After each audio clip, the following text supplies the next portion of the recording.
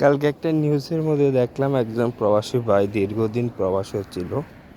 প্রবাস থেকে যখন বাড়িতে চলে যায়, তার স্ত্রী সন্তান অসুস্থতার কারণে তাকে রাস্তায় বাড়ি থেকে বের করে দেওয়া হলো।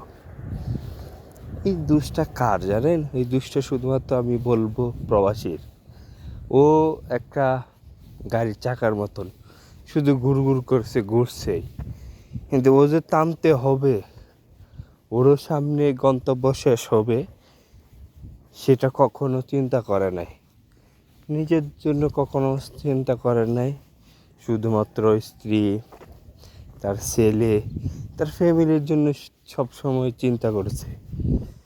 যা ইনকাম করছে সব কিছু ফ্যামিলিকে দিয়েছে, নিজের জন্য কিছুই করে না।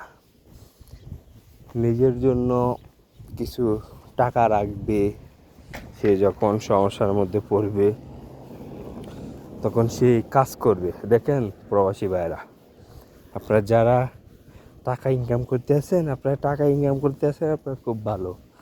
যখন আপনার টাকা ইনকাম করা শেষ হয়ে যাবে, তখন দেখবেন এই সেই ব্যক্তি আপনিই। আপনাকে আপনার ফ্যামিলি খুব মূল্যায়ন দিয়েছ টাকার জন্য, আপনার সমাজ এলাকা সবাই মূল্যায়ন দিত। যখন আপনি দেশে চলে যাবেন, টাকা থাকবে না, তখন আপনি বুঝতে পারবেন এই দুনিয়াটা কত কঠিন। সেজন্য আমি বারবারই বলি, আপনারা কিছু টাকা নিজের হাতে রাখেন, নিজের জন্য কিছু করেন ভাই। সব শুধু ফ্যামিলির জন্য করেন না। যদি ফ্যামিলির জন্যই করেন, তাহলে দেখবেন আপনার যখন টাকা ইনকাম করা ব্যবস্থা থাকবে না, আর টাকা ইনকাম করতে পারবেন না, তখন দেখবেন আপনার ফ্যামিলির লোক আপনাকে ভালো পাবে না। আপনি একটা সমস্যার পড়ছেন, এই সমস্যাটা সমাধান করতে পারবেন না।